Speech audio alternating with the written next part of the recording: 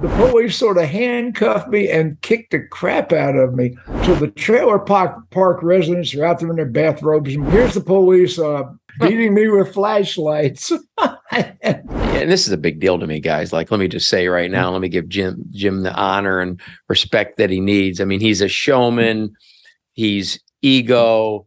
He's alpha. Love me dearly. He loves him. No problem with self-love. You look at Stuker and Cardone, and all those people came later. Verde. But they were none of them were. I introduced Verde to the NADA consultants. I walked him and his wife around the convention floor and helped him get started. Jeff Stearns, connected through cars. If they're bigwigs, we'll have them on the show. And yes, we'll talk about cars and everything else. Here he is now, Jeff Stearns. Are we seeing this? I'm seeing this. Dodge Super Bee, 1968, 56-inch chest, 25-inch arms. Look at me. Who knew that this might even be a boring part of your life when it was beginning? Like, you already lived a full life by this photo. Oh, that was 21-year-old Jim Ziegler. That was a different day and time. Got a lot of trouble with that car. Now, was this the one with the police chase and the disassembly and whatever? This is the one with the police chase. Tell us. December 28th, 1968. Now, I had custom ordered that car. The Plymouth Roadrunner had come out earlier in 1968, and that car was $2,800 drive out. 383 high performance engine, Super B. I took it to Stanley Mizell, and Stanley Mizell had a company called Performance Engineering. And Performance Engineering, he owned a world record holding Hemi Cuda. He was doing 10 seconds, which was the record at the time. He was doing 10 seconds in a Hemi Cuda. So Stanley Mizell, I gave Stanley $1,000 on a $2,800 car. I said, make it faster. December 28th, 1968, met two guys that had two cars. One of them was a 55 Chevrolet and the other was a 68 Plymouth Roadrunner. And we decided that we were going to go to the city dump and drag race, which I did a lot of that.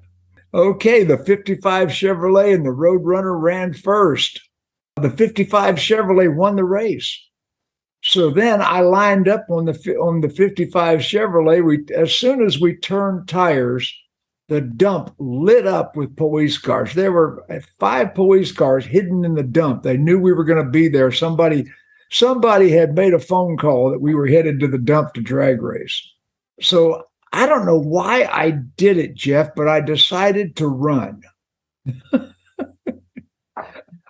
So you're saying right now, you don't know why you decided to do it, but like, really, you can't like go back. Like, is it just a random thought? You sound like a salesman filling out an up card. What brought them in? They just decided to turn in. The 55 Chevrolet pulled over and took the ticket. I stepped on it. Oh, God, I ran 14 miles in 6 minutes. I outdistanced 5 patrol cars. I blew one of them up. They were the police in those days were driving Chevrolet 396 cubic inch Impalas. Okay. So I blew up one of the police car engines, outdistanced 5 of them, and ran a roadblock. And after the roadblock, I pulled over and put my hands up. I'm done. So no consequence, right? There was no consequence. They all just laughed and shook hands and they let you leave? No, the handcuffs the police sort of handcuffed me and kicked the crap out of me. I had pulled over next to a trailer park, and all the residents of the trailer, this is 1 o'clock in the morning. So the trailer park residents are out there in their bathrobes and whatever. They're out there. What are all the police cars doing in front of the trailer park with the lights on? Here's the police beating me with flashlights. And so we get to court, and the judge was Judge John Santora. And I said, Your Honor, I think I need an attorney. He said, you better have an attorney. And they rescheduled the case. Fortunately for me, the police had worked me over in front of 50, 60 witnesses. So we were able to plea bargain our way out of all the felony counts. Oh my God. So they dismissed all the felony counts, and we traded it off that I wasn't going to sue or litigate against the city. So they dismissed all the felony counts. And at that point, Judge Santora, a year without a driver's license, and I think the fine was $1,000. And I had to dismantle the engine and sell the car. Dismantle just the engine, like remove the engine from the car, or take the speed parts off the engine, return it to stock. And the policeman in the chase, actually the arresting officer, and anybody in Jacksonville might know, that was J.J. Brady. And J.J. Brady became a good friend of mine. I knew him for years. He bought the Super Bee. Oh, so the cop, no kidding, buys the car, the hot pursuit car. The cop in the chase bought the car, and he bought the speed parts I'd taken off of it. That's interesting. Now, this does not sound like the story of one of these. Nope. I am a scout for life. You know how Marines are Marines for life? I am a scout for life. I attribute being a Boy Scout for most of the successes in my life, many of the successes. I learned leadership. I learned discipline. I learned ethics. I learned morals. There were a lot of things that the Boy Scouts did for me. That's beautiful. All right. So I know that from a character and an integrity standpoint and what your word means and what you stand for, you are an Eagle Scout, but that story didn't relate to Eagle Scout to me, unless, always be prepared. Jim Ziegler, the bar fighter and drag racer. That was my youth. Well, that was after this. Uh-oh. Much after that. Not. I want to make it real clear. The priest did not. Got it. So, Jim, I want to talk to you about the state of the car business, and I actually helped a friend today through a car deal, or try to get a car deal unstuck sideways in the river and going downstream again. And I thought about that we were going to have this recording, and I would talk to you about it. So I call it the Ferrari effect, and here's what I mean. I was in retail for 27 years prior to getting into this chat space for the last 11 years. But when I was in retail, I ran an exotic car, Rolls, Bentley, and Lotus store that was part of a Cadillac Land Rover store. I didn't know that about you. Yeah, well, so the Dimmitt family probably. I know the Dimmits. I did business with the Dimmits. Okay, like who am I going to bring up that you don't know? All right. So I was GSM of Cadillac Land Rover for Richard Dimmitt starting in 96, 97. Proud that we grew the Cadillac 80% in a 20% down year. Not quite Jim Ziegler results, but not bad. And then did our thing with Land Rover, and then we later bought a Rolls and Bentley franchise. I think we paid $100,000. What year would this have been? That I started a Cadillac or got the exotic cars? The Cadillac deals. Cadillac, I started 96, 97.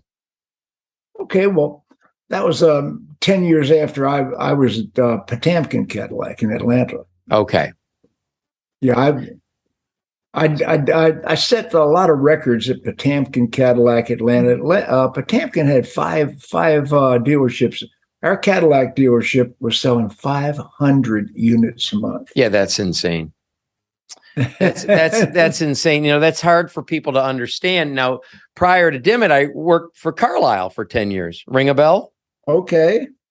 And so that was a 650 new and used a month Lincoln Mercury store with 2,000 service ROs a month. Well, the Potamkins had 90 some odd dealerships at the time. They still own quite a few up north. Huge group, right? And the brothers, Alan Potamkin and Robert Potamkin, I worked for Alan Potemkin. Where were they out of? Because I seem to remember They were that out in of Detroit. two different parts of the country. I'll tell you the story off air. Okay. But Robert Potemkin was north. He was headquartered out of Pennsylvania and New York. Okay. And Alan Potemkin was headquartered out of Miami, and I'll tell you that story a little later. But Alan Potemkin became a very good friend of mine. Matter of fact, when Atlanta decided to withdraw from Atlanta for business reasons, they offered to sell me the Ford store. And I told Alan Potemkin, I said, Alan, I can't afford, my credit won't stand it. I'd love to buy that. He said, Jim, I can make that happen. I love the word track Alan Potemkin said. He said, I am a very aggressive seller. Okay, nice. A very aggressive, but I didn't go through with it because I had already started Ziegler Super Systems, and I was going to go through with it. Got it. So what's you said the other one in Miami, and we'll tell the story later. What's the story? Well, the story is something we will tell off recording. Okay, fine. Okay, folks, I'm sorry. Sorry, Jim saves the good ones for off tape. What can I say, big guy? So going back to this Ferrari effect that I think's going on in the industry right now. So when I got into the exotic space, it was not easy to sell a Rolls or a Bentley because this was like 99, and it was the Silver Spur, it was the Brooklyns, it was the Azure. They were all leaking. They all had engine lights and the big square clunky, whatever, right? Oh, I worked at a Jaguar dealership for a while. Okay. Well, you know why the English don't make computers because they can't make them leak.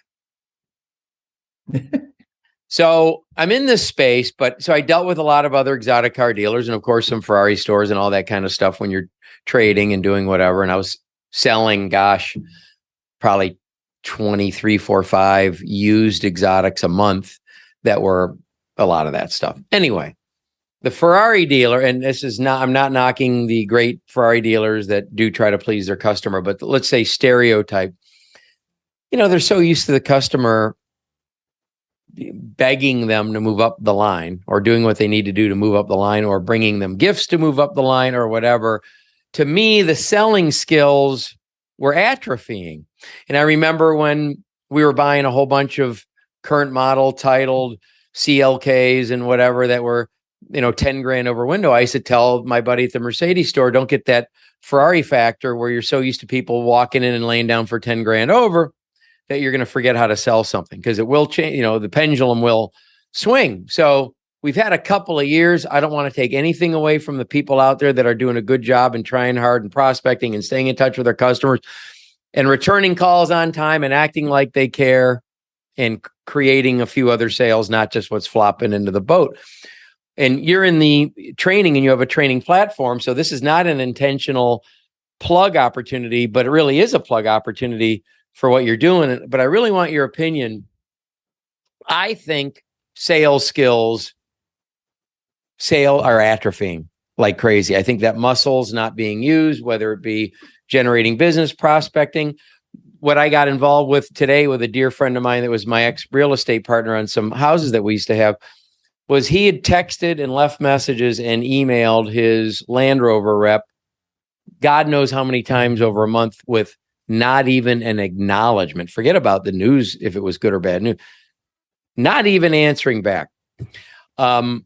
Last night, I get a text from a buddy at 10 after 11 at night. Do you know anyone over at such and such dealership? I don't want to say the name because I think they're a good group and I know you know who they are in Tampa Bay. But he dropped his car off for service 2 weeks ago, has not been able to get an answer about what it needs, left them a bad Yelp or Google review or something, and now they've gotten back to him about the bad review, but still nothing about his car. Can you help? Blah, blah, blah. And I connected him to a guy I knew there.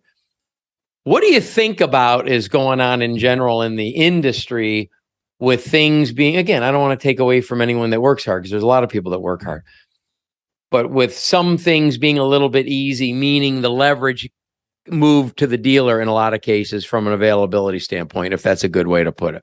Well, my standard statement is a monkey with a note in his mouth could sell 20 cars if they had 20 cars. right now, or Yeah. has that always been your line? Well, no, it's not always been my mind. It's always been my line if they were in a Toyota store. Okay.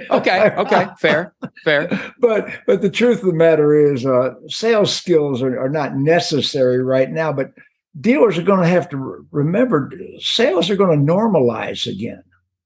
The pendulum swings. You need to start thinking about when you've got inventory again, and don't worry about the direct to the consumer sales the manufacturers are saying they're going. That's going to be out the window a minute market share starts to drop.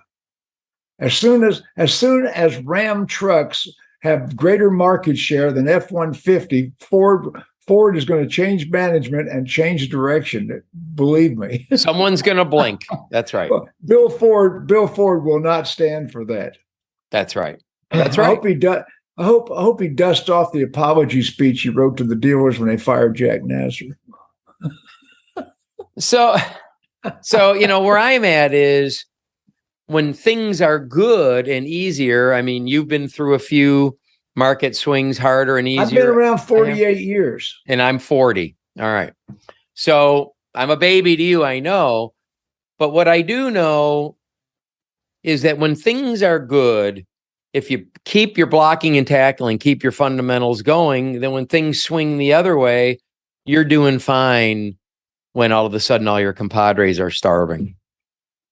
Well, we need to bring in an outside trainer, but you got to be careful what type of outside trainer you bring in. I was watching something on YouTube the other day, and some hillbilly was talking about techniques that I stopped teaching 25 years ago.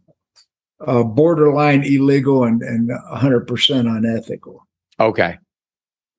So, got it. The car business used to be a lot more fun, but I've got photographs on Facebook when I was doing finance, when I was doing F&I, of consumers doing push-ups to qualify for credit life. Now, why does it make sense? Because you said something that I picked up on, and I have an opinion. Why does it make sense for a dealership to use an outside trainer?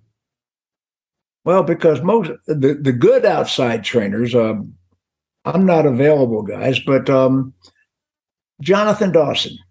There are a couple of really good ones out there. I'm trying to think of some of the names, but anyway, the outside trainers that are the experienced good trainers, they've seen experiential observation. They've seen a lot more than you've seen in your closed little dealership environment. They've seen best practices in multiple markets, and they can bring the best practices to you. I think not just sales, but management trainers. And you need to send your people to conferences. You need to go with them. Excuse me. Mr. Decision Maker, dealer, Mrs. Decision Maker. Send your people to conferences and go with them. Digital Dealers going on right this moment as we record this. That's right.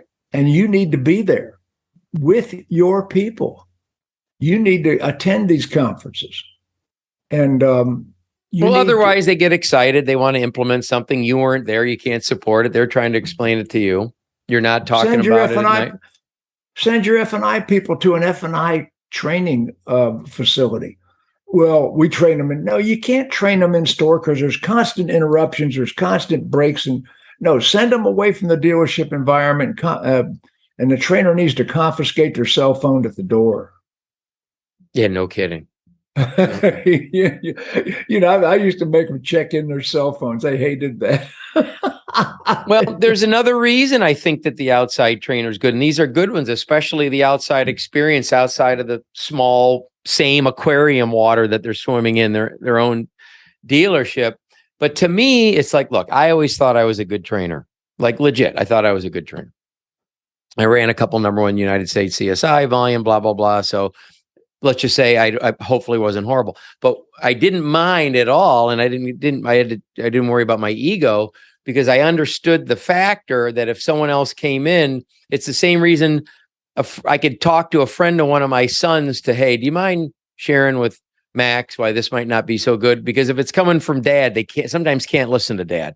And I would go into dealerships and many times I'm a management trainer. I'm not a sales trainer. I train sales as part of management training. But when I went in a dealership, and I've been in literally thousands of dealerships in the last 25 years, and of the dealerships that I have actually, every state except Alaska, I have caught ups, I have done F&I, I have managed deals on the desk, I have interacted with customers. I go in a dealership, and the managers come up to me and they're distrustful, and I say, wait a second, I'm not here. I don't want your job. I have a job. I have a better job than you have right now. So excuse me, I'm not here to get your job. Right. If you learn everything that I teach and add it to what you already know, you'll be better. And that was the way that I worked in dealerships for many years. I brought all this experiential knowledge from being in 49 states and thousands of dealerships and interacting with probably hundreds of thousands of executives, managers, dealers. My seminars were incredible. The attendance. I was training 100 managers a month in F&I and 100 more in sales management. I mean, it was. But being the guy from out of town, because you were training the managers. So, I mean, and I guess who was training those managers was the GM, but you were training the GM. Yes.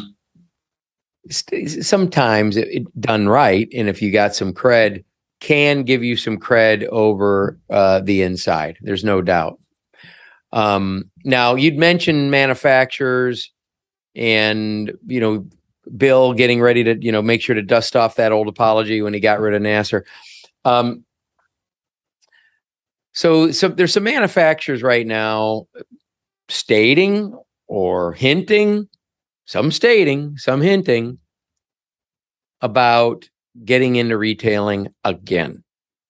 Yeah. And making it about the electric car this time. Every time we train a generation of factory people, they retire, we have to train another generation. They all think they can run dealerships. They all think they're smarter than we are. And they all crawl back to us on bloody knees, asking us to bail them out after they make mistakes.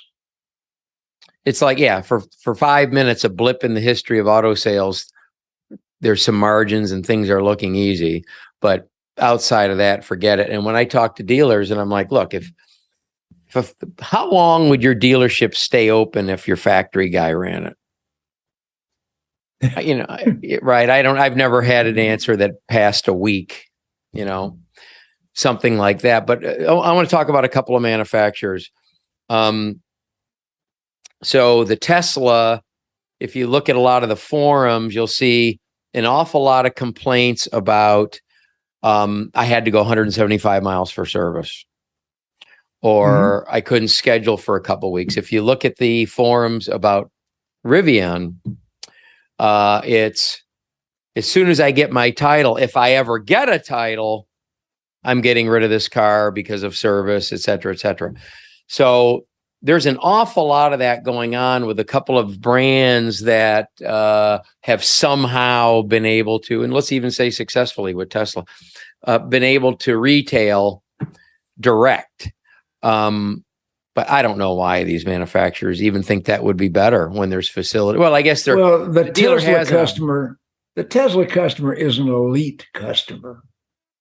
Yeah, and there's only so many of them. Some of the people will do something some of the time. But what most of the people will do most of the time is not buy a car with a Tesla model. So are we selling to most of the people? We're selling to some of the people. Right. People say, well, we're going to deliver the cars at their house. Well, some of the people will do that. Some of the people will fully transact online. Most of the people won't. Right. So, and manufacturers rely on statistics, and the statistics are weighted by who did the statistics. You can make them do whatever you want often. Remember, figures lie when liars figure.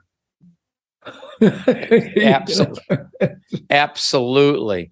So, but you've been making some predictions, and I actually have in my notes here Jim's predictions. And this is a big deal to me, guys. Like, let me just say right now, let me give Jim the honor and respect that he needs. I mean, he's a showman. He's ego. He's alpha. Love me dearly. He loves him. No problem with self-love. But I got to tell you, for me to be able to do what I call a recorded visit with you, right? I mean, this is not scripted or anything. This is just us talking, and we're recording. We're off the cuff. We don't know where we're going with this. That's right, and it could be dangerous. We're talking about me. We're talking about the industry. We're talking about drag racing. But it's a big honor to me because you've been larger than life to me. But one of the main reasons, other than some training that I got not directly from you, but through a group that took your training, and everything was attributed to you and all the material was yours. So I've been a huge fan of your training. I mean, I took your stuff into a store, a make that you may not even think it would work in, because a tough to deal with profile make. And, in 5 minutes, gross per copy up 1,100 and 25% growth in volume, and, et cetera, et cetera. And I just was a disciple of yours. But one of my, Jeff, that story is something I have heard dozens of times. I talk to people, minimum, I'm sure. I've talked to people every day that I trained as salespeople that are now managers and dealer principals. It's amazing. Chris Baker from Benton Baker Dealerships, one of the fastest growing chains in the country.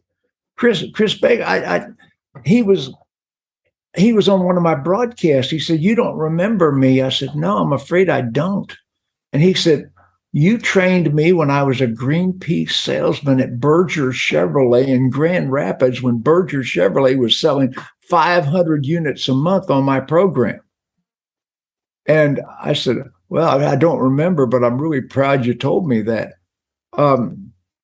Tracy Myers from the Myers. Yeah, of course. Tracy confided in me. He said, "Jim, I'm the reason that he stayed in the car business, because when he was at Atlanta Toyota and I was training at Atlanta Toyota, I inspired him to stay in the car business when he was going to quit." Well, that worked out, didn't it? I got more war stories than we got time to say on this recording of people that I have touched their lives, touched their careers, that are now general managers and dealers. Rusty Gentry in Texas, a dealer now, in fact, a retired dealer. Rusty Gentry was my first employee at Ziegler Super Systems. Oh, no kidding. I trained him at Atlanta Toyota and then hired him. And he was my very first employee other than my wife. Now, later at Ziegler Super Systems, the shit hit the fan and you ended up going down to one employee. Was that the one that stuck? No. That was 1991. Okay. We started the company in 86. I left the car business in 86. My last stop was Stovall Nissan in Morrow, Georgia. I was only there 90 days. When I left Potamkin, and that was because of pay plan renegotiation. Mm-hmm. Been there, sir. Okay, so I left Potamkin. Won't say which, but that's a big compliment because they usually don't cut your pay unless you don't suck. I went out to a little country dealership called Stovall Nissan. And Stovall Nissan in Morrow, Georgia. And the dealer put his hand on the Bible. Robert Stovall. He said, "Jim, I will never cut your pay plan." And I made $17,000 a month, 3 months in a row, and they cut my pay plan. Right. No, I understand. So I really understand. I got my salesman Samsonite 2 Valvoline boxes.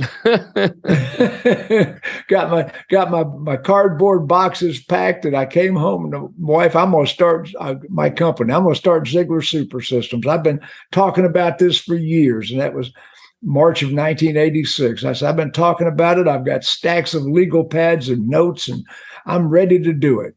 And she said, "Jim, what are you going to do?" I said, "Consult car dealers." She said, "Jim, who else is doing this?" I said, "Nobody. I'm creating an industry." And And Jeff, I created automobile consulting. If you look at the records, nobody did it before I did it. No Ziegler kidding. Super Systems. I was the first one. I mean, now there was Jackie B. Cooper, who was a friend of mine. But that was sales training. Sales trainer. That's right. There was APB,